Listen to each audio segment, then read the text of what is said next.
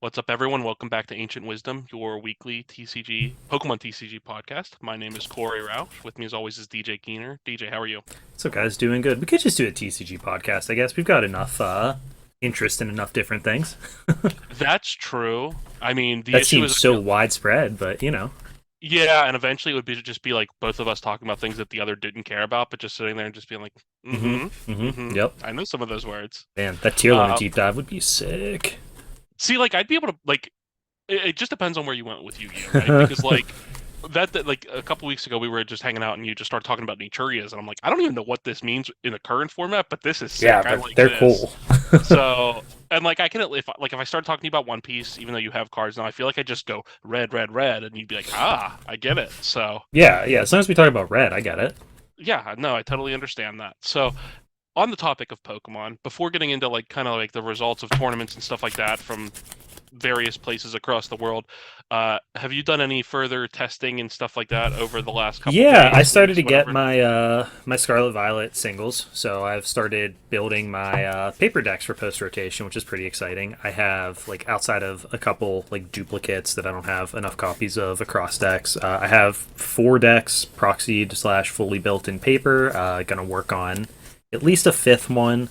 Um, so like right now I have Lost Box, Mew, Gardevoir, and Lugia all built. So, been just messing with those, drawing some hands, working on decks. Gonna build Arctina as much as I don't want to, and I have to go buy Arc V Star since Past Dave had my back and sold them. On a positive, they're Um, free because they just keep reprinting them into oblivion. I think this wasn't me having my back so much as it was me thinking the golds would get cheaper than they are, which that did not happen. Let's Yeah, I haven't looked recently. I quick assume they're market still watch, absurd. boys. So Arceus V Star. See here. Oh, good. This screen decided to crash. They're down $20 from the last time I checked, down to a nice 72. For the Gold Arc V Stars. Yeah, the fancy ones. That's that's actually not bad. Like it's too much, but like aren't the Giratina still like 150 or The something? Giratinas were very pricey last I checked. The Palkias have sat still at 50. What's the other one? Dialga. Yeah, we're not even checking that one. Oh, you might want to change that statement when we get Tinas are into down it. to 122. No, I've seen the Dialga deck. Come on, that's not real. Oh, Is yeah. that, you know how much I love Dialga too. I do. I do. Um, The biggest issue with the Giratina is that if you do that, then you just like actually have to get the mhm, Alt Art Giratina mhm, Vs, and mhm. I don't know if you've looked at those. Those have only gone up. Yeah, So at least for Palkia, the regular Palkia Vs are somewhat reasonable as well for the fancy art.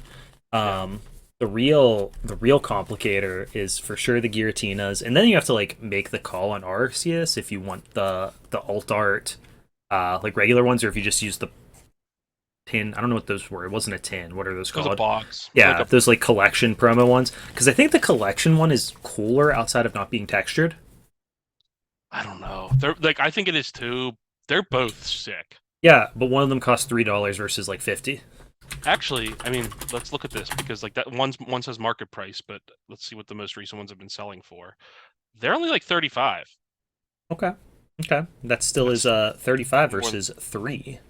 You're not wrong. Sorry, 6 if we're going to actually check the prices versus 6. That's true. That's true. Also, I already have the $6 ones. Well, that makes all the difference. I thought you said you didn't have arcs, No, period, no, but no. you already I, have I the kept the V's. V's because, yeah, I meant to keep all of my V's. I don't know why I sold my Palkia V's. That's a mystery to me. Because the Um, alternate arts are like now like 30, so you're going to get them anyway. that's a fair point, too. But yeah, I for some reason, I meant to keep those, actually. I think I just left them in the box when I got rid of stuff because I was like, oh, I'll get the gold ones, but you're right. Might as well get the other ones. But yeah, going to build Arctina, too, along with Guardy, Lost Box, Lugia, and Mew. Only thing that like I think is definitely real that I'm not gonna build for now is Miraidon. I don't even have the Regielekis, so too far to like push in for a deck that I don't have the most faith in. And I know our buddy Colt, last I talked to him, was interested in the deck, so I'm hoping he'll build that, and that way we'll be able to get that in the Gauntlet too. Yeah, well, quick spoiler alert. We're going to look at two top 16s from one from Taiwan and one from Thailand. And there was Still one 0, Miraidon right? deck. Oh, one. Oh, there was Okay. one. but it played Dialga. No, I was gonna say that's not Miraidon, but I get what you're saying. My point Yeah, is that's where the card's at. yeah, Is that yeah, as yeah, much as yeah, I think yeah. that card's good, Yeah, I no, don't think that. it's being played as a setup piece in like weird bit engines, right? That's Yeah. yeah. So But yeah, no, just kind of getting excited for Scarlet and Violet, building some decks, working on some stuff. Like you said, that deck has kind of fallen off my radar into the like tier 2 world, but I think at least at the very beginning, it's going to be extremely popular either way. So people will have it's to the kind take of their thing that licks with it. I wouldn't be surprised if somebody found a way to do something cool with it. I just don't see it yet. So Yeah, fully endorse on that one. I mean, there's like enough stuff that you can do, and I don't know, do we have that Ampharos yet, or is that in a box that comes out later? it's in a box that comes out, but I think it's within the next month. Okay, So so like that could have an impact because like if you think the Flaffy is good, I don't know. There's like options, there's things to mess with in the deck, but I'm not exactly a believer right now either personally. So, I mean, it is what it is, but it's nice to have new stuff to play with, even if mostly this was tweaking cards in existing decks, and in some cases there's like two new cards in my list, and one of them is Nest Ball, yeah, yeah. but I, it's nice to have something to mess with. What about you? What have you been doing? so I'm looking forward to getting this stuff in person soon. I was not able to make it out to any, or like I didn't get any of the product from Mhm. pre-releases or anything like that. So I've mostly been focusing on trying to shift things on live to Mhm. post rotation, and the deck that's been most easy to do that with is actually Arctina for me.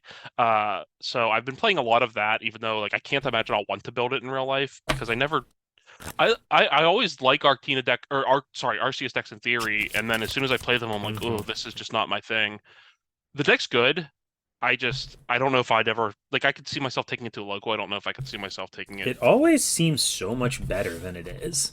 I What? don't know how to explain it, but like maybe it's just like a feel thing. We've talked about this with decks before, where like sometimes you're playing the deck and it just feels crappy.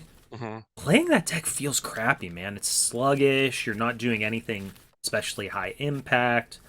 You're kind of clunky because you're playing like Mhm. three different evolution lines, maybe four if you're playing like Tina, Peak, and like an evolving Bibarel line. Like Mhm. that just feels so gross. And like Yeah. you're not especially proactive. Your math isn't perfect. I don't know. I, I that's one of those decks that I like. If you ask me what I was going to predict for top 16 in most events, I'm sure I'll predict it to be in there often, but I'll never be the one championing Yeah, be the one to play it. So, yeah. I find it um, super unlikely that we ever play it, but I think it's a real enough deck, at least for right now, that like we should test with it. And the nice thing about preferring Lost Box to Lost Zone Giratina is that those cards are kind of all available, and it's like what overlaps in other decks other than Ball Search, and it's and like judge generic supporters like yeah. that, but not much really, right? So Yeah, yeah. So it's mostly been that. Like, I mean, I've obviously played a lot of Lost Box, but like, I haven't switched Lost Box variants mhm. too much yet to like new versions. Like, mostly because I'm lazy, and the other part is I'm really gonna miss the Lost Dogs deck. Like, not even like I know we have Yeah, Steep Station, but man, I'm gonna miss Raikou. So anytime I'm like playing a game with Lost Box at this point, I just want to get the most out of my Raikus while I can. I just love that I want card. to shout ourselves out real quick, by the way, for that one because we were so in on Lost Dogs before it was a real deck, and Yep. kind of just dropped it after a while because we weren't going in anything. We nailed it on that one, and haven't patted ourselves on the back for it yet. I don't think so.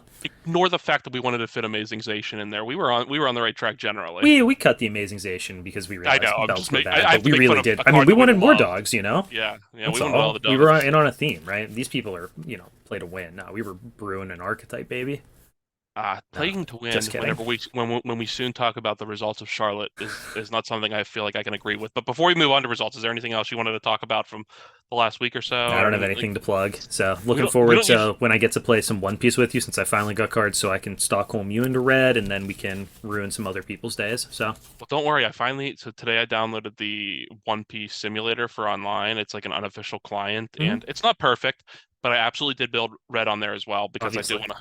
It's not the only like there was a for anyone who also likes One Piece. There's a Strawbeard list that someone like a YouTuber put up, and I was like, ooh, I can see why people would like that. That seems like it slaps. And then I was like, wait a minute, I just bought all this bling black. I can't do this, but I could. yeah. So I'm anyway. almost done with all three red variants, though. I heard there's a second Zoro variant that I haven't seen yet, so Oh, I haven't seen that yet either. I'll have to keep an eye out for it. yeah. But yeah, no, nothing else to plug. So let's just get in. You want to start with Charlotte and get it out of the way since nobody cares. Yeah. I mean, it's a mixture of these results are abhorrent. this format is essentially like even in a normal world, where this format has not felt like it's forever. Whenever you're hitting, we have an event this coming weekend as well, where it's the new set is Mm. essentially out, or in this weekend's case, it will be out, and there's a format that is just not legal. They always feel kind of out of place, Yep. and nothing says out of place like Eternatus Weezing winning the event over Reggie's in the finals, with another Eternatus in the top eight. It was a top eight mirror match of Eternatus. Um, Hmm. what a mess this tournament was. There was one Lost Box deck in the top cut. Obviously, I'm starting there because it's my favorite deck in the format. And even that was a little bit weird. It was from Justin Bakari, who's part of that pretty big American testing group. And he was playing a Crobat V and a 1/1 Aerodactyl line, a Dragonite, uh, just a lot going on. This might be With two kind of a four, hot take. I love this list. I'm not saying it's bad. I'm just not used to it. No, no, it's It's a bizarre. lot to register when you Mhm. first look at it. It's extremely bizarre, but it takes a lot of what made like Turbo Lost Box good. Hmm. It has a lot of that stuff in it, as well as like the ability to use the Crobat in that kind of engine. Hmm. With the Ultra Balls to thin your hand down, and then you're able to use like the Aerodactyl to swing some other matchups. So when you're just digging through your deck, you're not necessarily just totally screwing yourself if you don't hit your gate play, right? You're still just digging to set up this turn 2 Dactyl, or if you go first, you can dig through your deck to try to establish Dactyl in some matchups. Um, no, I mean, I think this list is really cool. It looks a little bit too clunky for my tastes, just in Yeah. general. Like, there's just a lot of cards that don't do anything. Um, like, you know what I mean when I say don't do anything, but like, Yes. don't advance the game state, don't advance your game plan outside of like their niche applications. A good number of attackers in here, which like when you do that as well as play the Aerodactyl, it just starts to be like it's kind of a lot of Pokemon. But I mean, I definitely really like. I like that we saw some innovation and movement in Lost Box still. Yeah, me too. Like I said, my initial reaction was not necessarily that this is bad. It's just No, that's not it's how I a took lot of it. things that just did not like that I don't expect anymore. Like Hmm. the Hmm. one of Clara is a little bit weird to me, especially whenever like I'm used to that in the Radiant Charizard versions of old, not necessarily in this version, but whenever you're gonna play just the one cram, I kind of get it. Or um like I said, like the lesser ball search, I guess, than normal, outside of I guess it's about the same. Yeah, But then it is interesting when you look at it though, because there's no capture energies, and then like the Ultra Balls are a little more costly, which I assume is why they play the Claras, because like there's going to be yeah, situations where you're forced to discard some of these guys that you might want to get back at some point since you're playing Ultra Ball over some Quick Balls.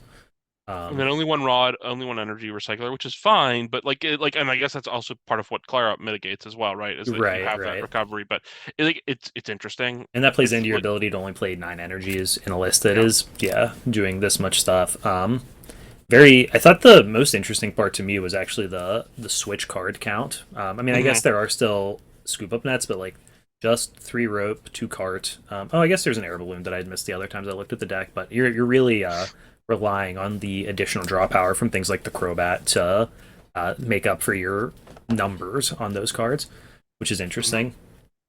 yeah. No, it's definitely different. Um, the Vikavolt deck was the path list that has seen some amount of popularity to an extent. I'm not. I've like once Path started coming into Vico is when I stopped really paying attention to it. Like I Mhm. don't know why. It just never like I never got into that version. It just Uh, doesn't have the same. the same it's much more boring to me. It's very then Well, it's like just a you're straight rolling the dice more too, yeah right? Like you're opening yourself to outs that you're not open to when you're Aerodactyling against yeah Lugia, and you can make the argument that well, if we play Path, we're better in some other matchups, and Aerodactyl is like a downside in certain matchups. But I don't really buy any of that. Like you're playing this no deck to take your near auto wins or your like turn 2 checkmate situations, and yeah I think you give up a lot of that equity with a list like this. But I I do too. mean, it's still cool. I like Vika. I still think Vika's good. I don't love like I don't like double Raikou V. That doesn't really speak to me. That's in this list. I don't love a lot of things here, but I like this deck still. So Then and this is part of the issue with discussing this event as well, not just that the format is already outdated, is that we only have two more top cut lists, and that's because so there's a Mew list in Top Cut. Don't know what the list is. There's two Lugia decks in Top Cut that lost in Top 8. We don't have the list for either of those, and then one of the Eternatus lists. I don't really. care to delve into the Regigigas list. I can't imagine you do either. And then when it comes to the winning Eternatus list, it is kind of what we've seen with what Eternatus Weezing does this whole time. And I guess I know that this was a big topic online, and otherwise I would not even be discussing this deck with you, but I kind of wanted to get your opinion on something because I think sometimes terminology in card games gets a little bit conflated. I guess I'll just pose it like this because this is what I saw being debated. Is Galarian Weezing interactive? I mean, yeah, it's you're playing a semantics game to ask that Yeah. question at the end of the day, right? I mean, I think it is a type of interaction. Mhm. I think an interesting thing about Pokemon, and I actually had, I don't want to call it a discussion, but a slight back and forth with someone on Twitter about this, is like what you're defining as being, and you didn't say any of these words, but like where you draw the line as far as like what is skill testing or skill intensive, Yeah. or gives like an opportunity for skill expression. And during gameplay, Galarian Weezing is not like you are able to interact with Galarian Weezing, um, but interacting with Galarian Weezing is not in any way like a form of skill expression, or it's binary. You have or you don't. And the primary like point where you have skill expression in the situation is building your deck in a way where you have outs to it and can draw outs to it, right? Mhm. I don't think that there's like any interesting play patterns where it's like, oh, my opponent has Weezing, so I do this, or oh, they don't have, it's just not, or like for the Weezing player, even it's simply I Weezing them and I hand disruption them. Yep. There's not really a like, ooh, how can I protect my Weezing? That's just not really how the gameplay works in Pokemon. But there is a lot that goes into deck building, not for the Weezing player in this situation, but for the other player, as far as building their deck in a way where they don't always lose to Weezing, right? Yeah. So there's I think that's an important distinction, actually. so there's something to that. During gameplay though, like it is interaction, but it's not interaction that is like skill testing or interesting. It's binary. Do you draw the out or not? It is a floodgate. Floodgates are boring. I don't think they promote interesting gameplay, but it does promote interesting deck building, which is where I finally get to the conversation I had, which is around sideboards. Which I'm not in favor of Pokemon having side decks. I think that that's one of the unique and interesting niches that the game has, where you have to make your choices just in your main deck. It would just be a completely different game with sides. Mm-hmm. But floodgates are even worse in that situation then, because a lot of the times the outs you can play are bad. The difference for Weezing is actually that the outs aren't bad. Like, Boss is an out to Weezing. Mhm. So, there's not really much of an excuse there. But no, I don't believe that it's like in-game interaction, and I've been in favor many times of Pokemon having ways to actually interact with what your opponent is doing that are kind of like in-game interaction gameplay based, where like Power Spray, and there's an Alakazam that does something where it's like discard 2 to stop an opponent's Pokemon ability.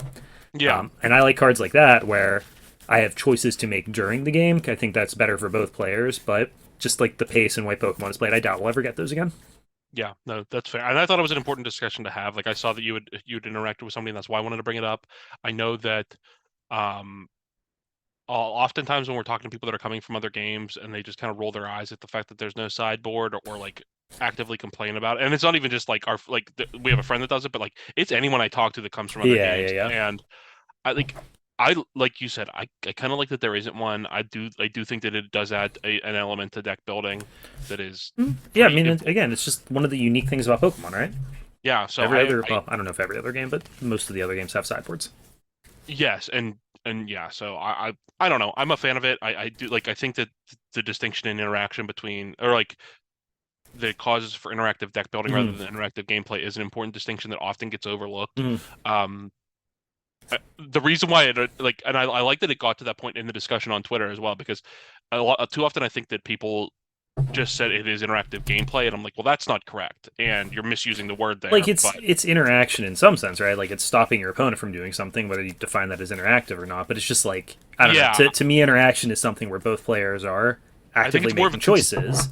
Yeah, I think it's more of a consistent flow of choices, as opposed to just a solid no and hope you draw it. That to me, so Weezing is a game state where the game has become specifically about Weezing. yeah, It is not allowing you to do things that would stop it, which is kind of the peak of poorly designed floodgates, where it floods out answers to itself. That being And said, I don't I like it. I don't even necessarily mind the card in general. And I thought that was something else that I saw far too yeah, many people different complain about. different argument. I mean, Yeah, if Weezing was a problem or an issue, it would have been a problem for some point in the yeah, last 3 years before now, right? Or 2 years, yep, however long it's been a card. I don't know. two It's and a been a half, I long think, time. long enough. Yeah, it's been a long time, and it's never been an issue before, and it's not an issue now either. People are just not respecting it. The format continues to get more inbred for Lugia Emirs, which is how we Mhm. ended up with 2 events in a row with less than uh, what you would expect by play rate and conversion rate for Lugia and Top Cut, right? Mhm. There's enough people who are just not respecting these decks, and they're losing to them, which is fine. That's part of metagaming, right? Yep.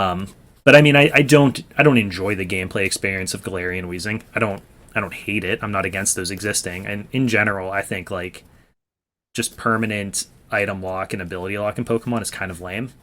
Mhm. But it's part of the game. You build your deck around it, and it is what it is. Um, I didn't like the take that was if you don't think it's I would have to read the post again, but like if you're Yeah. not cool with Galarian Weezing, you're probably just bad at the game. Like, no, you can just not enjoy that gameplay experience. Yeah. It's not a good gameplay experience. You're lying to yourself if you think it's a good gameplay experience. Whether you think it's good because it stops, decks like Lugia from just 100% dominating a format, different question. But like, It it's just not a sometimes fun experience. Yeah, I just feel sometimes disingenuous pushing back on cards like that whenever I'm a person who likes control as much as I do, and I can understand where some people be like, well, if you like that, how can you not like this? And the answer is I don't like necessarily like playing against control. I just like figuring out the map that control is. I You know what I also mean? Like, think we've talked about this with control a lot between ourselves. The thing with control that's dope is that you're making a ton of micro decisions. You're yep, mapping out an entire game. You're finding your opponent's outs. You're trying to reduce that set of answers that they have to as close to zero as possible, right? And you're trying to do yep, that turns and turns ahead. And the Weezing is not that. The no, Weezing's not that. Like Safeguarders aren't that. Like those are not decks that we like. Those are different correct. things. Which is why I've like always I've always compared control in Pokemon, which is this isn't always the case, but to being a combo deck more than it is like a control deck or a stall hmm deck. hmm And it's like quad Weezing, the no E turn version. That's just like a stall deck, right? You're just hoping that Yeah, you can land this and get there. The E turn deck is a little more interesting because it's really trying to like parlay the Weezing disruption into setting up its E turn stuff and killing you versus doing nothing yeah. and you know irritating you to death. 60 with poison. Good luck. Go. It's like, well, Go that's lame. But pass, yeah, pass. yeah. No, thank you. But So yeah, I mean that's I don't yeah, that's all I really have to say on it. I'm not against cards like Weezing existing. I don't think that it's like especially interactive. I don't think that it's interesting gameplay, but like things like that are kind of what make Pokemon the most interesting part of Pokemon is really deck building at the end of the day, like in-game decisions. There are decisions that matter, but like for the most part, if you play your cards at like a reasonably high like level, if you understand your deck and understand matchups, like you can get through most situations, especially if your opponent's not like obviously there's a big skill gap in Pokemon where someone can plan multiple turns ahead. yeah, Versus somebody who's just like playing to the board every turn. But if you just play to the board every turn and draw decent cards and your deck is well built, you win more than you lose. yeah. So No, I I don't know. agree completely. I just don't think that like I think that the deck building is the more interesting part of the game at that point. So Yeah, which is probably why I get. I don't even know if I'm exaggerating when I say around 100 messages a week from you around deck building because it's just like it is the most interesting thing. So yeah, no, I mean, I kind of thrive off theory. I like that more than I like actually playing. So I've kind of my big thing with card games is that it's something for me to think about. It's a puzzle, and that is kind of the part about Pokemon that's really cool. That it's just like a constant, um, like there's a constantly churning metagame. You can constantly work on 4 slots in a deck and just optimize for different matchups. And yeah, I think cards like Weezing are what make that really interesting, actually, even if they are miserable experiences. yep, absolutely. Okay, so let's get to the more what we found to be the more interesting portion of the results, and not all of them are from this past weekend. One is a Taiwanese regional that occurred about 2 weeks ago. At this point is March 18th, and They're the both actually March 18th. okay, yeah, I hadn't looked at the second date yet, but yeah, so Yeah. um, yeah, so let's start with Taiwan. That one had 1,738 players. It is in the format that we are about to transition to, and so they cut to a top 16 after single elimination games. So the top 16 was 5 Lost Box, which I didn't look at all of the lists, but I feel like whenever they label them like that, they're typically the Mirage version with various attackers of your choosing. 1 Gardevoir, 4 Single Strike Lugia, 1 Mew with Flying Pikachu, 1 Giratina, 1 Palkia Ice Rider, and 3 Arctina Chew Flying Pikachu. Thoughts out the gate. I hate that deck, but yeah, go ahead. No, What, just what are your no. Just not laughing at the naming. It's just you like stumbled through like Arc, Tina. There's so much. There's so much junk in here. well, also a little peek behind the scenes, which I will hope. I did not use the word Tina in my writing because I'm so used to writing something else, and I was like, well, I probably don't want to say that on something that could possibly be monetized, so we went from there. So Sure. Fair enough. Yeah, that's super fair. Yeah, the Lost Box lists are pretty consistent in this event.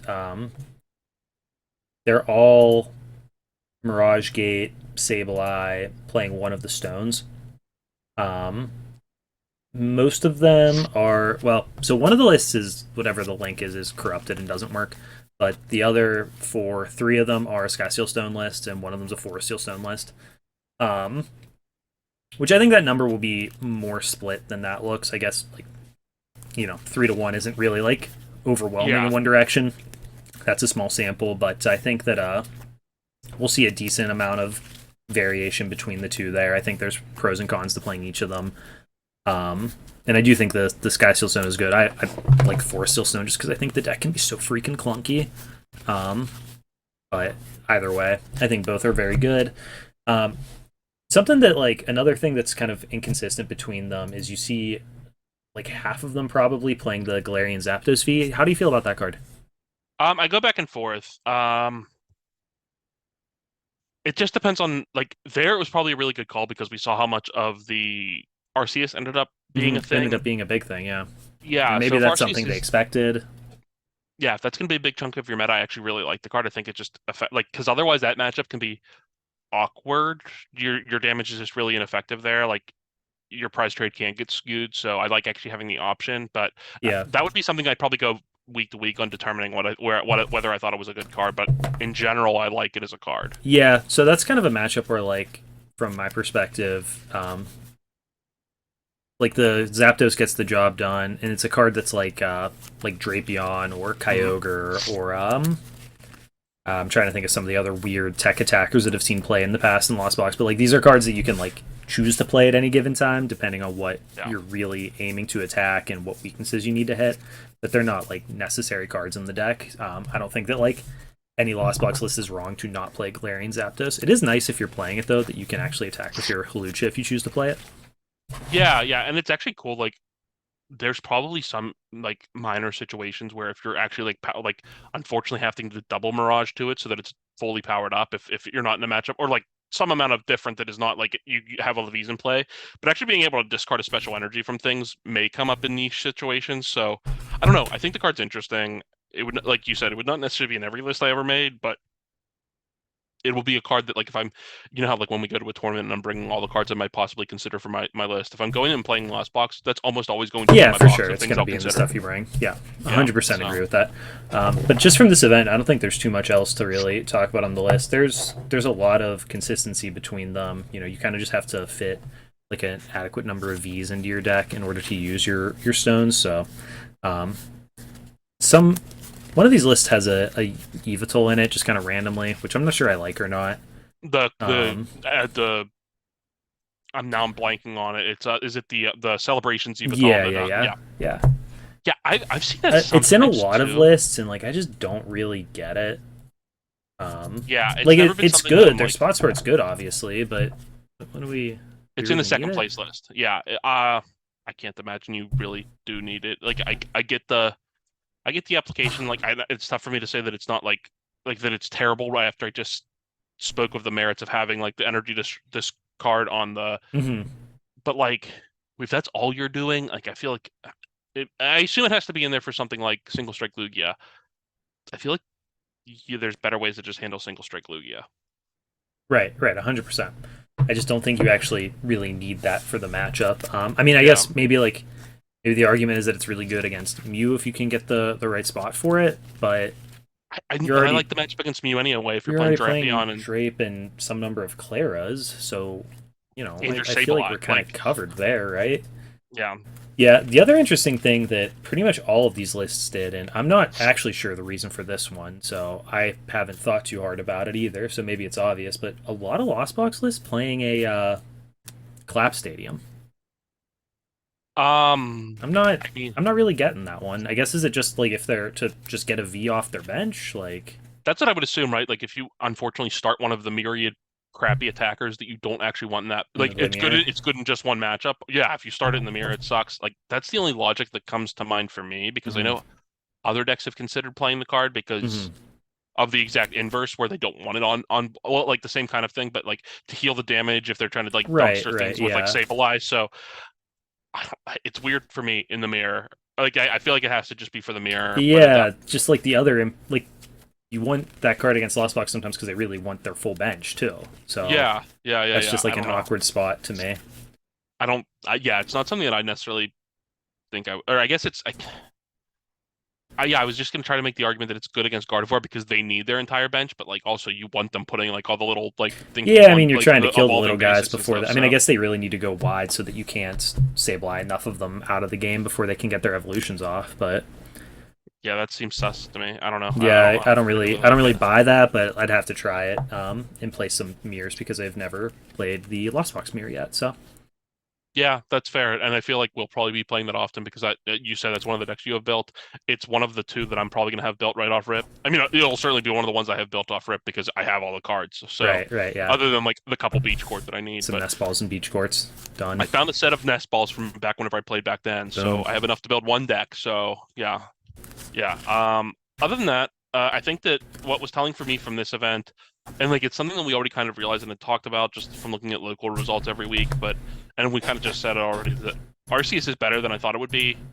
I didn't necessarily think that Arctina was going to be a deck that saw this much play, but between these two events and like it's kind of been building from like the Right. first event that we saw that Arctina is going to be a thing that sees play. Yeah, I yeah. don't particularly like the Flying Pikachu. I think I mentioned that I mean, last week or the week again, before, but it is good against Lost Box though, and at this point in the format, we've seen Lost Box be really the dominant deck in the metagame, yeah, and that's good against Lost Box. Just being thick is good against Lost Box. Arctina has always been solid against Lost Box just by yeah, having huge health totals. Um, it lines up decently there. A Giratina attacks for enough damage that like you can clear a lot of the gaps in various like rogue decks. Your deck is just like so linear, but does like enough that you kind of don't lose to anything stupid with it. yeah, Um, you have a disruption engine. You get to play paths and judges, which is always strong, even in yeah, a format that's like less path reliant or path weak rather. But like it's still good. So I don't know. It's a boring deck. It really hasn't changed since like Arc Pika One Worlds. Like yeah, roughly the same deck. They have some Tinas in it right now, yep, but like you probably could just play Arc Pika if you wanted to also. yep, with Bib and go in your merry way. So Yeah, yeah, exactly. It's just replace your Marnies with judges, replace your quick balls with nest balls. We did it. yeah, definitely define that Lugia is if Lugia is definitely a part of this format, and I think it's going to continue to be. I think that the more like we talk about that deck, the more I think it's really I think good. that deck is, yeah, definitely still underrated. Actually, it's really good. Yeah, I'm convinced actually that it's if it worse the second best deck in the format. Yeah, I haven't really like power ranked them. I've been waiting to like play some more, but that's the deck that I played the most pre-rotation. Yeah, Like the single strike Lugia without any of the cards that we're losing. It kept up with the current decks. I mean, even in like Lugia mirrors, you guys were just kind of playing the who goes first and gets their combo off. Like, yeah. you can beat everything. Still, the deck is really good. Yeah, I think that that's going to be obviously a mainstay. Obviously, I don't want to say like I don't think we're. I think we're going to see it come down from where it was like a 30-ish Yeah, meta no, share or the something like metagame that. share But is unprecedented. That's gonna. I mean, that'll be lost zone variants probably now. But yeah, so people think that the deck's worse, and I just don't think it'll be that the deck's necessarily all that bad. I think the deck's going to be very good. hard agree. And then the only other things from this top cut that really jumped out at me, one negative and one I wanted your thoughts on. I hate that the version of Mew that saw play was the Flying Pikachu Mew, not just because of my I've expressed literally just seconds ago my dislike for Flying P, but it's not even just that. I just really hated it in Mew. I thought it was terrible, and Yeah, yeah. No, I get it. I'm not sure that I really buy this either at this no, point. But there is something interesting to be said for Featherball searching it, which is kind of cool. Which is a card you play now. There's only one in this list, but like that's kind of neat. yeah, that's fair. Um, I don't know. It doesn't seem worth it to me either. Like just do Mew stuff when games being Mew. Yeah, It's not yeah. that insane of an idea. It'll just do its thing, right? You're an aggressive deck. You're fast. You're disruptive. I also like. I don't think your lost box matchup is generally not amazing, but if you're that worried about it, then I think it's a fine matchup, and just play the Path Mew and don't lose to Drapion. You know what I mean? Like I feel like I mean, that's it. that's I guess that's kind of the big take here. It's like how scared are you of the drap, whatever?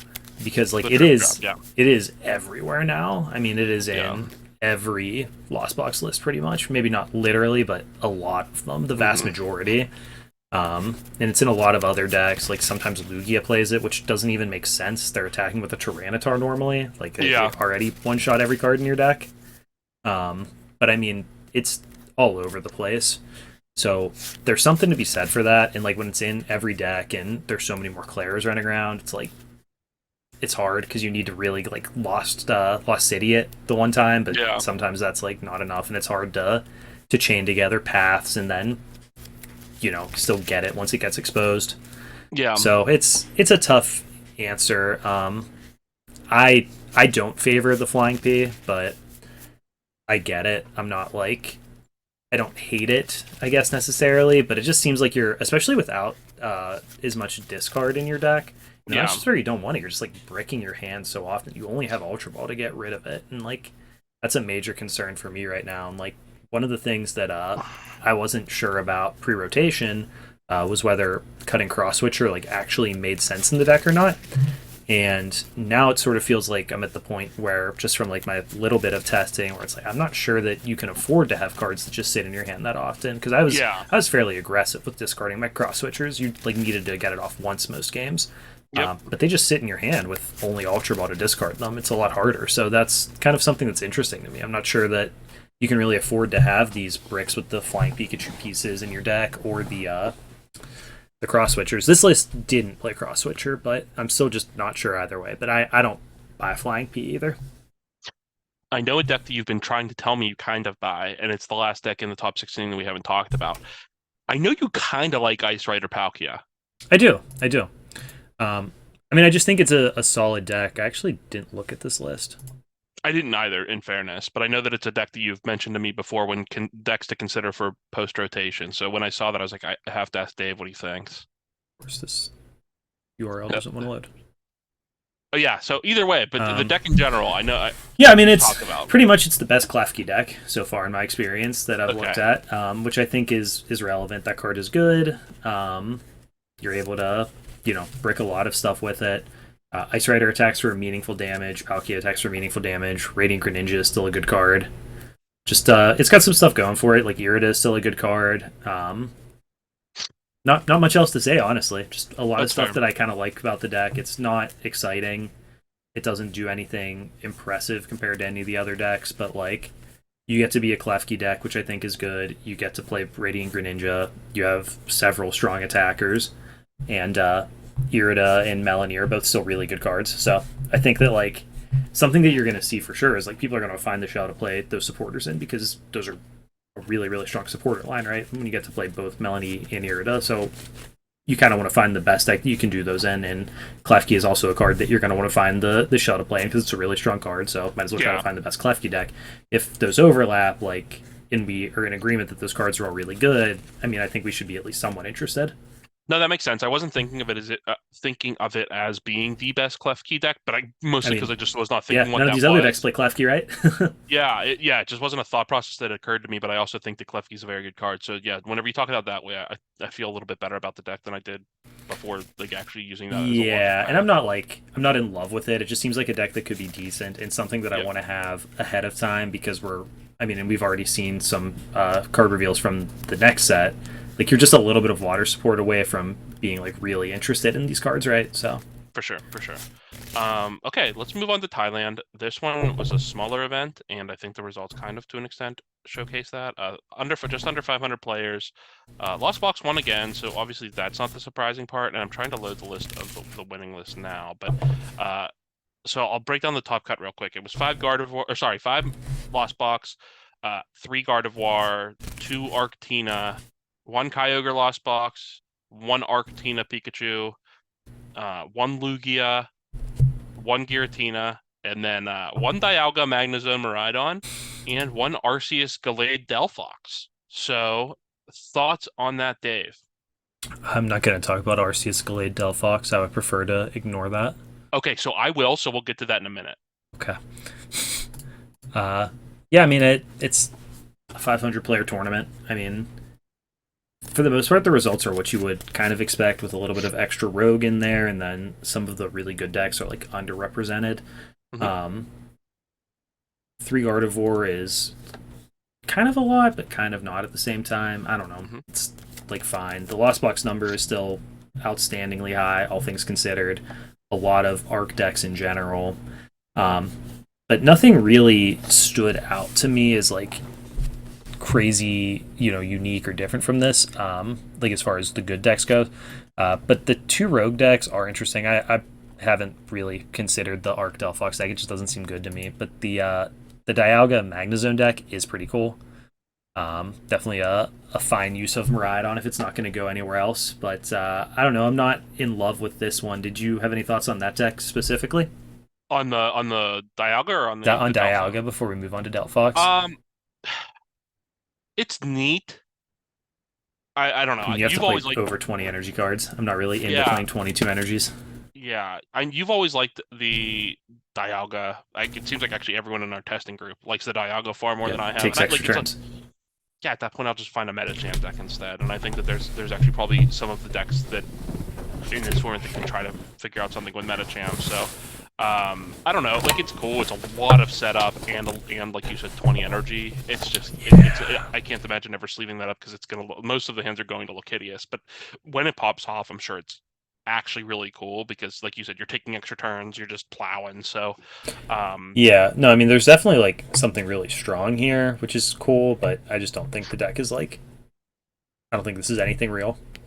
yeah, no, I don't particularly Which is either. the same way I feel about Arc Delphox Gallade, but I will let you convince me otherwise. Okay, so I don't necessarily think that this is exceptionally real. I appreciate it for what it is, and I think that we obviously like the engine with Curlia, and I could see a world where the like specifically going into Gallade, but I guess you could do it with Gardevoir. But I could see that being like the new Intel to an extent, and that's why like I could see like Arc Gallade being a thing because searching support is obviously very Yep. good. Churning through your deck is obviously very good with the draw. It allows you to play stuff like a one of Charon or one of Roxanne, like what we said earlier about or I don't even think we said it on here, but what we've talked about when we're talking about Gardevoir lists, being able to, if you play the Gallade, you're able to play Gallade. For anyone that doesn't know, has an ability, Buddy Catch, which once per turn you can search your deck for a supporter card. That's simple, just while it's in Mhm. play. So giving Arc that kind of accessibility to options is pretty cool. Um, I like we've liked this Delphox for a while. You I like the like we Delphox, actually. It's a good card. yeah, and for anyone who doesn't know, so I'm bringing it up. It's Delphox V. It has an attack that, if you heard us talking about Raikou earlier, you'll understand why we like it. For color or fire colorless, does 120, and you can put 2 energy. Actually, I think it's required, but anyway, put 2 energy attached to this Pokemon in the Lost Zone. This attack also does 120 damage to one of your opponent's bench Pokemon. Literally the exact same thing as what Raikou was doing. Is it hitting a worse weakness than Raikou? Absolutely, but I just think 120 120 snipe could be really cool and useful, and because you're playing a fire Pokemon that Arceus loads up, you also played Magma Basin, which I like that card obviously, which gives you access to Radiant Charizard in the late game. I don't know that this is good. I actually probably don't think this is good at all. Will I be building this online because I want to do something with Delphox? Yeah. 100%. Well, what you really did for me here was make me interested in building Lost Box with Delphox and Charizard in it with Mirage Gates instead of making me want to play this deck. Well, that's fair. To be fair, the bulk of my excitement was about the Delphox. Yeah, So yeah. It's an interesting comparison actually to call it the new Intellion, because that's actually really fair. Like you could see this being Arc Intel 2.0. My counter argument to that is why would we ever play Arc Intel? So I didn't say I would. I just said I could see it being a thing. yeah, I mean, there's part of me that's not sure that deck was ever actually even good. Like it No. did well and purportedly was good. You ever play it? It felt worse than all the other Arc decks, which already felt bad.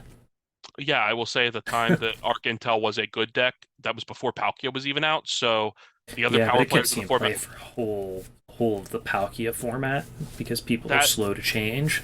Yeah, that's true. I don't know. Like if you just tell me like if we're talking about Arc Intel specifically from right after the pandemic, like when we first returned to events, and your other options were like Gengar VMAX and Mew, obviously, but like you could play what? Could just play Mew. Well, I would have Dave. That's not my point. I 100%. No, I know that was like a weird time as far as decks you could play. It was like Mew, Arc Intel and Urshi, Arc Yeah. Intel, actual bad decks.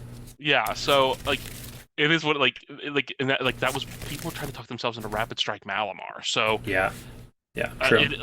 I don't know. I think the deck is fine. I think that like there's some cool concepts there, and like you said, if it turns into us playing Delphox in a Lost Box deck, who's really going to complain? Certainly not me. No, we're the real winners in that situation. We get to put Magma Base in, Radiant Charizard, and Delphox into a Lost Box list. We really have just done it. This is a great point.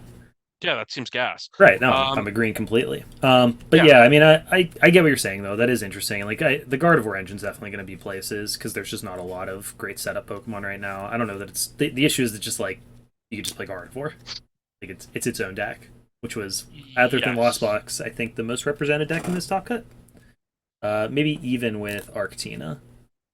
Yeah, even with Arctina. If you include Arctina, Pikachu, which you very easily can, yeah, they're equal. Which then the big surprise is that there's only one Lugia in the top cut. But Yeah. I guess, do you want to talk about the Gardevoir decks a little bit? yeah, absolutely. Because I don't think we didn't touch on that one from the other event. I think there was only one in Top Cut, and we have a couple in this one, 3 of them, like we said.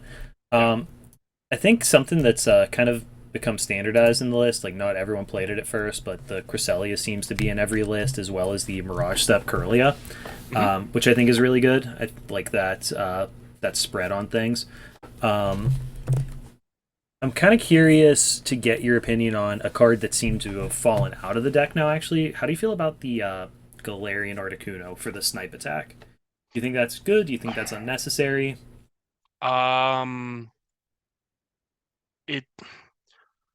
It's a good card. Yeah, it's obviously a good card, but I mean... I don't know if it's necessary, and that's most, like, and it feels, again, I find how often I contradict myself when we're doing this, because I literally just said what I liked about Delphox, but it is tough for me to justify something that can only snipe. Like, at least Delphox can put damage on an active in a bad position, but with how prevalent Manaphy is, I do think it's tough for me to say that I want to just be able to like dump everything off the Articuno. And it's interesting because once you're set up, I guess this is kind of the point. Prior to setting up, this deck is kind of anemic. Yeah. And the Articuno lets you just like play it and attack. And again, the Articuno is in none of these lists, so the decision seems to be that it's not worth it. But the Articuno lets you just like play it and do something, so you can start attacking, even if it's just like one attack to put your opponent a little bit behind while you continue to set up. But once you're set up, the Cresselia does the bench sniping thing much better, and also goes around Manaphy. So I'm a little bit torn there, because I do think the deck has a little bit like of a very clunky, like super early game. It just has to set up. Yeah. I don't know. And the fixes I want to make with the deck don't actually change that, because like the other card, the cards I'm missing are actually the Mewtwo, and that doesn't solve that either. I was just gonna say, also notably for something that we've been kind of fans of for the deck, are no Mewtwo in any of these. All 3 lists didn't play Mewtwo. It's by far the least common version of the deck. Like, you don't see it all that often ever. Which maybe that's correct. I don't know. I kind of want Mewtwo to be good, but I also, after like building the deck and messing with it, space is a real issue. And putting 4 more cards that don't do anything until you kind of establish all of it is tough, and you have a real toolboxy aspect going on here with the Gallade, and as you can see from all of these lists, the only supporter any of them play multiple of is Judge. Like everything else is one of supporters that you can search. You know, you've got like Arvin to search your one Skyseal Stone, or to search your one Emergency Jelly, like things like that, and you justify that you have a searchable Arvin to justify search any one of items, really, if you wanted to also.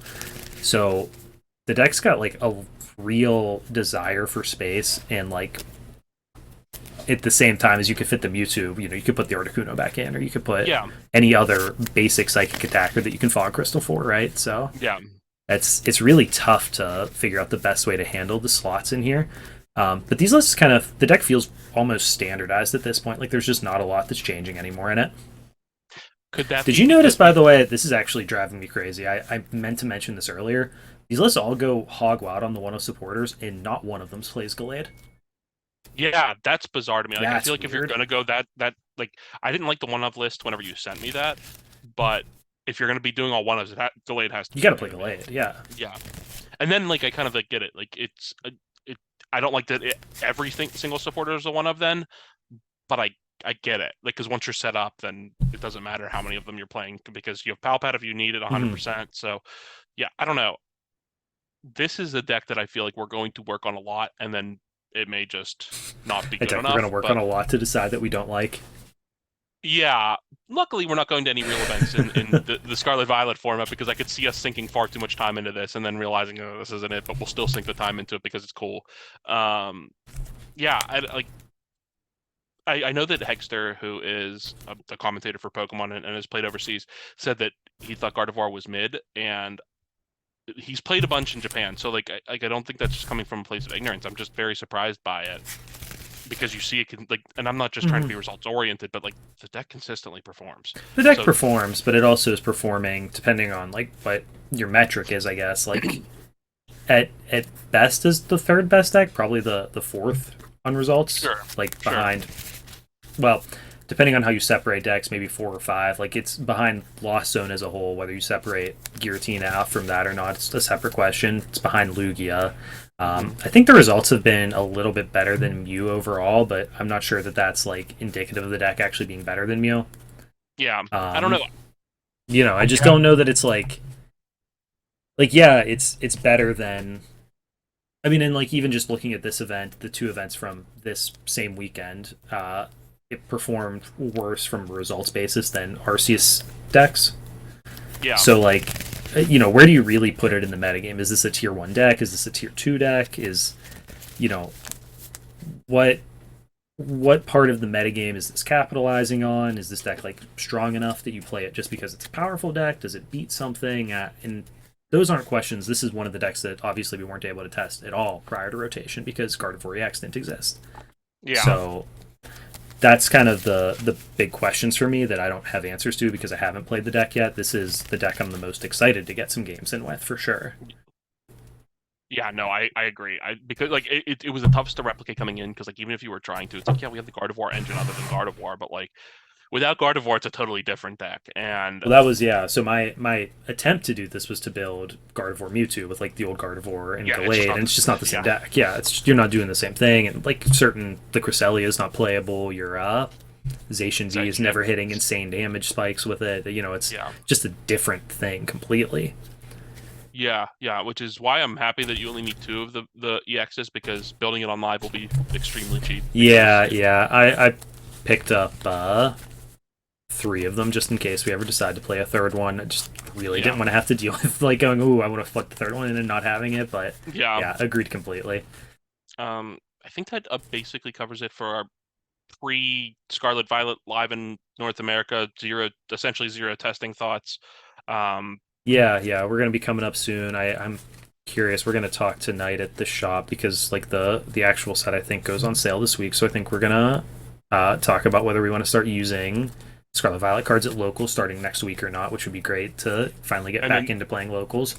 And then therefore rotation as well, right? Yeah, I mean, I guess that would be the implication that we're rotating. So the question would be basically, is anyone going to real events and do they want to keep playing this format with half of the crowd because half of us aren't playing until rotation?